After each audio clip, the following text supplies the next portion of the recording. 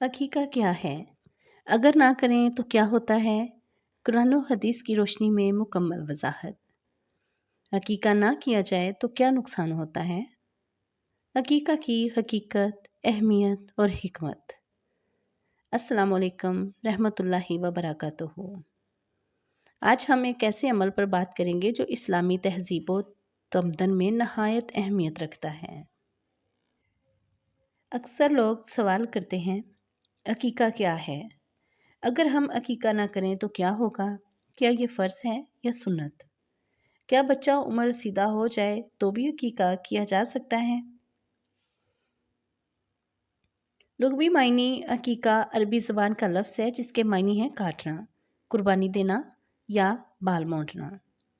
شرعی اصطلاح میں نوزائیدہ بچے کی طرف سے شکرانے کے طور پر جانور کی قربانی کرنا۔ حضرت ابراہیم علیہ السلام کا حضرت اسماعیل علیہ السلام کی قربانی کا واقعہ ایک بنیاد تھا۔ رسول اللہ صلی اللہ علیہ وسلم نے حضرت حسن اور حسین رضی اللہ عنہ کے عقیقہ کیے۔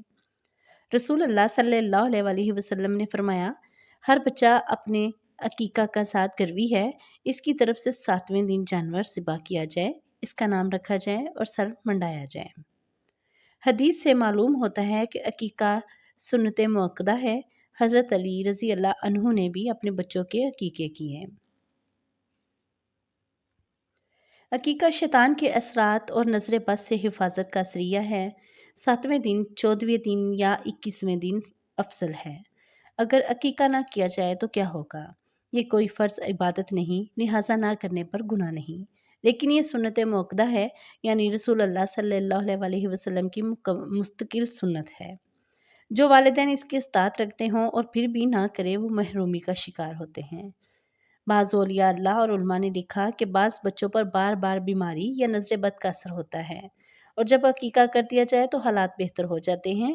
علامہ ابن قیم رحمۃ اللہ فرماتے ہیں، عقیقہ بچے کے لیے قربانی ہے اور اس میں عظیم اسرار پوشیدہ ہیں۔ لڑکے کے لیے 2 دمبے بکرے، لڑکی کے لیے 1 جانور صحت مند بغیر عیب کے ہو۔ ذبح کرنے سے پہلے دعا، بچے کا نام رکھیں، سر منڈوائیں، صدقہ دیں۔ گوشت کو دوستوں، قریبوں اور رشتہ داروں میں تقسیم کریں، خود بھی کھا سکتے ہیں۔ اگر بچپن میں عقیقہ نہ کیا جائے تو بڑے ہو کر خود کر سکتے ہیں۔ جی ہاں، عقیقہ عمر کی قید سے آزاد ہے۔ کیا عقیقے کے بجائے صدقہ کافی ہے؟ نہیں، سنت نبوی جانور کی قربانی ہے، صرف صدقہ اس کا بدل نہیں۔ کیا جانور اور عقیقہ اکٹھا کیا جا سکتا ہے؟ بعض علماء کے نزدیک نیت الگ ہو تو ہو سکتا ہے، لیکن بہتر ہے الگ کیا جائے۔ والدین کے لیے خوشی کا موقع ہوتا ہے تو ہمیں شکرانے کے طور پر عقیقہ ضروری کرنا چاہیے۔ اگر مالی حالات اجازت نہ دے تو اللہ تعالیٰ معاف فرمائے گا، لیکن اگر ہم دنیاوی کاموں پر خرچ کر سکتے ہیں اور عقیقہ جیسی سنت کیوں نہ ادا کریں؟ اپنے بچوں کے لیے روحانی تحفظ، برکت اور شکرانے کے طور پر عقیقہ کریں۔ یہ نہ صرف سنت ہے بلکہ محبت کا اظہار بھی ہے۔ حضرت علی رضی اللہ عنہ فرماتے ہیں، رسول اللہ صلی اللہ علیہ وسلم نے حضرت حسن اور حسین رضی اللہ عنہ کا عقیقہ کیا اور ہر ایک کی طرف سے 1 دمبا ذبح کیا۔ اس روایت سے معلوم ہوتا ہے کہ خود رسول اللہ صلی اللہ علیہ وسلم نے اپنے نواسوں کا عقیقہ کیا، حالانکہ وہ نبی تھے اور ان پر عقیقہ واجب نہ تھا۔ یہ عمل صرف امت کو ترغیب دینے کے لیے کیا گیا۔ اس سے سنت موقدہ ہونے کی اہمیت بھی واضح ہوتی ہے۔ جب حضرت حسن کی پیدائش ہوئی تو حضرت فاطمہ نے ان کا سر منڈوایا اور بالوں کے وزن کے برابر چاندی صدقہ کی۔ یہ عمل سنت کا حصہ ہے۔ چاندی یا سونے کے برابر صدقہ دینا، یہ آج بھی ہر والدین کے لیے ایک خوبصورت سنت ہے۔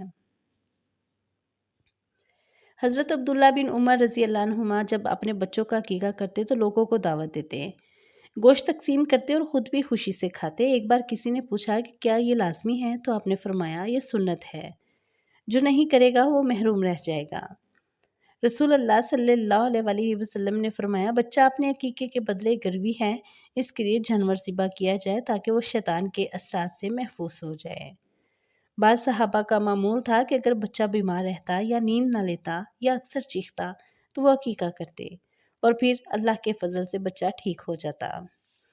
حضرت انس رضی اللہ عنہ فرماتے ہیں، رسول اللہ صلی اللہ علیہ وسلم نے خود اپنا عقیقہ اپنے اعلان نبوت کے بعد کیا۔ حالانکہ نبی صلی اللہ علیہ وسلم کا بچپن میں عقیقہ نہیں ہوا تھا، لیکن آپ نے نبوت کے بعد خود اپنا عقیقہ کیا تاکہ امت کو یہ سبق ملے کہ اگر بچپن میں رہ جائے تو بعد میں بھی کیا جا سکتا ہے۔ اللہ تعالی ہمیں سنت نبوی پر عمل کرنے کی توفیق عطا فرمائے، آمین۔